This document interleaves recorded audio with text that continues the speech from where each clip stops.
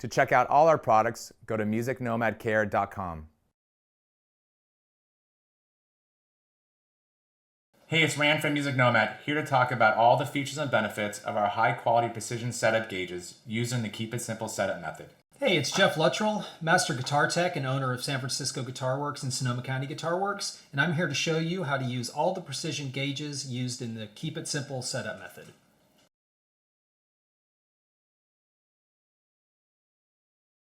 What if you can get accuracy, readability, quality, and functionality in one string action gauge?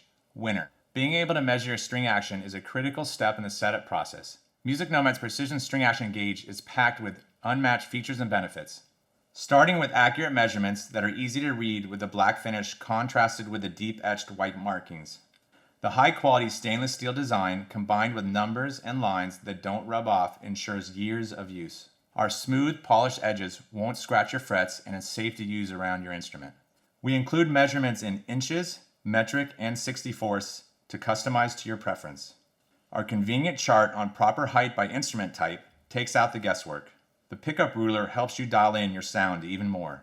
And it even comes with a convenient hang hole.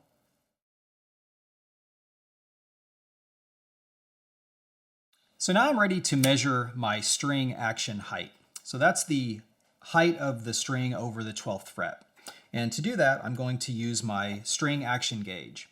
Now there are a lot of string action gauges out there, and we put a lot of time and a lot of thought into how to improve what is seemingly a very simple tool. You're going to use this tool all the time. I mean, this is one of the most important measuring tools that we use at the shop is a string action gauge. Use it for pickup height, use it for string height, use it for just general measuring. It's really, really handy, and you'll get a lot of mileage out of it. So a few things that I wanted on this gauge that I think make it the best one on the market. It's easy to see. So you've got a black background with white lines and white numbers, it's just behind the string. There can be shadows, you can have different issues with lighting, and the white line really pops out of that black background, and it's much easier to see than the other gauges that I've used. We have the most commonly used action heights listed for acoustic, electric, and bass right on the gauge. So through my shop, I've done, thousands and thousands of setups. So knowing what works for the average player has really led to these specifications. I know that if most people use these specs, they're going to have a guitar that plays great for them, because I hear that feedback from our customers all the time. So that's the real world knowledge that has gone into the specs on this and the design of this gauge. Also, what's really handy about this is you have 64ths, you have metric, and you have standard thousandths of an inch. So no matter how you like to measure your instrument's action, you have that readily available and easy to see. There's also metric and SAE rulers on the end, which is really handy if you just have something that you need to take a quick measurement of. That's right there. And then you have your pickup height scales, both metric and SAE. So this gauge has really been fantastic to use, and we use it constantly all day, and I think that you won't find a better one out there. So in order to measure my action height, I'm going to have my instrument in tune, and I'm going to put it in the playing position. Now we're going to need to fret at the first fret, so you can either do that with your finger or you can use the MusicNomad pick capo. I'm going to go ahead and just slide that in over the low E string. So I'll take my string action gauge and I'll put it behind the low E string at the 12th fret, and I'll find which line meets the bottom of the string at the 12th fret. So you'll use the chart to find the most common setting for your instrument. For electric standard setup, we would go with a low medium action at 60 thousandths on the bass side and 50 thousandths on the treble side. After you've gotten your action measurement on your low E string, you'll move to the high E string and do exactly the same thing. So fretting at the first fret on your high E string, you can either fret with your finger or you can use your pick capo.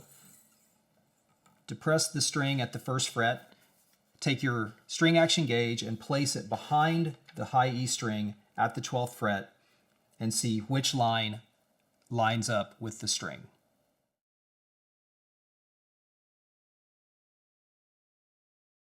MusicNomad screwdriver and wrench set is really easy to use, and it has all the commonly used bits that you'll need for taking off your truss rod cover, adjusting your saddles. It has a wrench that you can use for lifting Tune-o-matic wheels, all kinds of stuff. So this kit is really great to have around.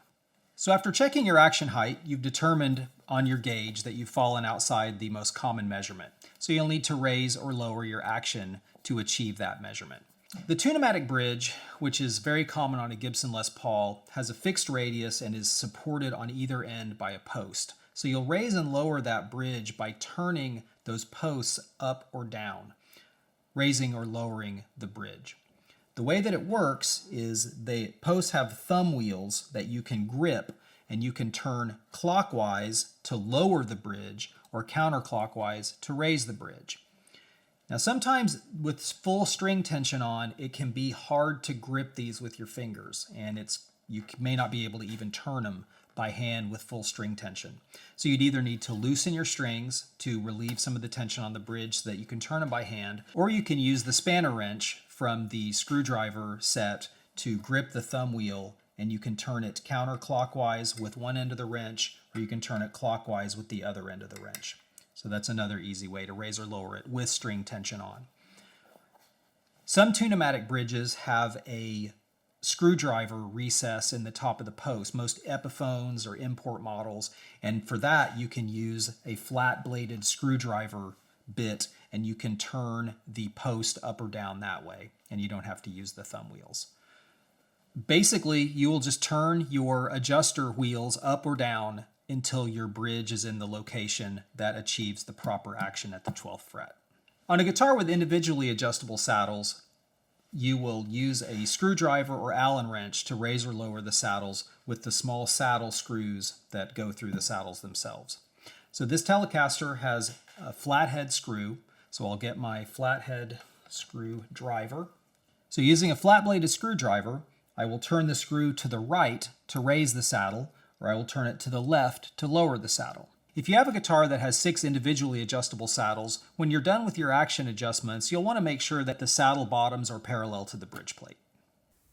To perform your own setup, make sure you check out all MusicNomad's Keep It Simple setup gauges and tools. Not only is the Keep It Simple setup fun, but a properly set up guitar takes your playing and sound to a whole new level.